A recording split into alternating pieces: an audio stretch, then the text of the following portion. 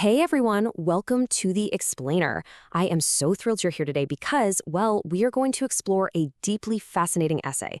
It's titled The Virtue of Patience and the Fruits of Life.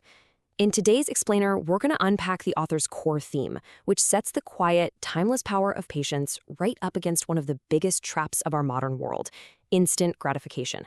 I mean, we live in an era where we want everything literally yesterday, right? But as you'll see through the beautifully structured arguments of this source material, true value, it absolutely demands time. Okay, let's dive into this with a really wonderful folk saying that the author uses to anchor the entire essay. It goes like this: peach trees take 3 years, apricot trees take 4, but if you want to eat walnuts, you'll need to wait 18 years. This perfectly establishes our foundational metaphor of cultivation and waiting. Nature itself is telling us that different outcomes require entirely different timelines of investment. You just cannot rush the harvest. And that leads us to a crucial question. If the sweetest fruit takes 18 years to grow, why on earth do we expect success overnight? I want you to really reflect on this for a second. This ancient agricultural wisdom clashes so heavily with our modern desire for immediate results. We want the walnut, sure, but we want it delivered on the timeline of a fast food drive-thru. As the source text argues, this massive disconnect is the root of so much of our modern frustration. Section 1, the law of gestation, time equals value. The author's premise here is simple, but it's profound. The more valuable something is, the longer it takes to gestate. Look at the progression, from the peach at 3 years to the apricot at 4, and then that massive, massive leap to the walnut at 18 years. The author correlates the passage of time directly with the value of the reward. Basically, the greater the complexity and richness of the final product, the longer that necessary period of hidden, quiet growth has to be. Because of this, the author issues a pretty stark warning. If you sow a seed today and expect fruit tomorrow, well, that is the very definition of impatience. But the essay actually goes further than that.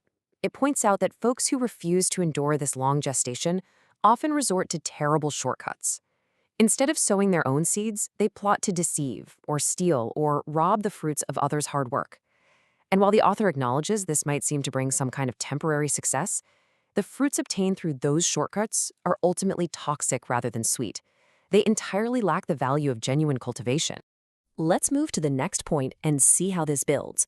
To really hammer home this law of gestation, the author references a staggering mythological scale from the classic epic Journey to the West. The legendary ginseng fruit from the Huazhuang Temple takes 3,000 years just to bloom, then another 3,000 years to bear the fruit, and finally, a third 3,000-year stretch just for the fruit to ripen. That is a 9,000-year gestation period. But the reward, according to the legend, eating just one grants a 47,000-year lifespan. The author gives us another fantastic mythological example with the Queen Mother of the West's peach garden. In the front garden, the peaches take 3,000 years to ripen, and they grant health and immortality. The middle garden, that doubles the wait to 6,000 years, granting eternal life and ascension. And the back garden demands an astonishing 9,000-year wait, bestowing longevity equal to heaven and earth. The text uses these incredible, larger-than-life mythological tiers to emphasize a core truth for us. Exponentially longer wait times yield exponentially greater rewards. Section 2. The modern era of restlessness, seeking quick returns. Now, what's really interesting about this is how it highlights the humorous absurdity of our impatience. Modern people will legitimately study Buddhism for just 3 days and expect to become a Buddha. And when that doesn't happen, they immediately pivot. They switch over to the Bible, try to start preaching without even understanding the basics, and the very moment they face friction or tough questions, they either blindly quote a few lines to look steadfast, or they just quit entirely. It perfectly and kind of hilariously captures our deep modern restlessness. The author summarizes this phenomenon beautifully, noting that entering a path is deeper than the ocean. Yet, let's be honest, very few people today truly immerse themselves in their studies. Instead, we choose to skim the surface, looking only for immediate fame and fortune. And the essay argues that this exact lack of deep, patient immersion is the root cause of the intense restlessness defining our current era. We are so anxious because we simply never stay anywhere long enough to grow roots. Section 3. The value of foolish loyalty, enduring the journey. To explain the antidote to all this, the author presents Tang Monk, another famous figure from Journey to the West, as the ultimate case study. He traveled for 19 years, covering over 50,000 miles. And his method? extreme perseverance, and what the author calls foolish loyalty. Tang Bunk is the prime example of someone who endured a massive gestation period. He didn't just skim the surface, he committed totally. And because of that unwavering commitment, he tasted the sweet fruits of true results. I really want to pause on this number for a second. 81. The author specifically notes that Tang Monk endured exactly 81 hardships. Just feel the sheer weight of that number. We're not talking about minor inconveniences here. They were brutal, life-threatening trials.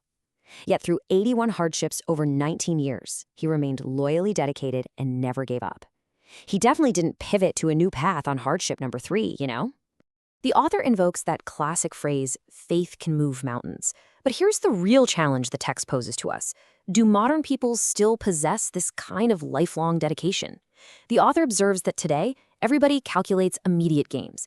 If we don't see tangible benefits in a few months, we get agitated, we get frustrated, and we quit. People pride themselves on being practical, and absolutely no one wants to be perceived as foolishly loyal. We've essentially lost the capacity for that mountain-moving faith. Section 4. The Honest Man's Magical Tree, a Tragic Parable. So the crucial point is really brought to life in this parable. It begins with a massive promise. An eccentric man gives an honest man a single seed, telling him, "This is a seed I stole from the heavens. It will grow into a towering tree and will eventually bear fruit worth more than gold." Think about the stakes here. The honest man is absolutely overjoyed. He plants it in fertile soil and tends to it day and night, completely dedicated to this incredible promise. So what happens next? Well, in year 1, the tree grows lush and tall, but it bears no fruit. The man waits. By year 3, he is still waiting, but now his neighbors start mocking him. They call him a fool, a madman duped by a liar. The man is deeply hurt, but he holds on.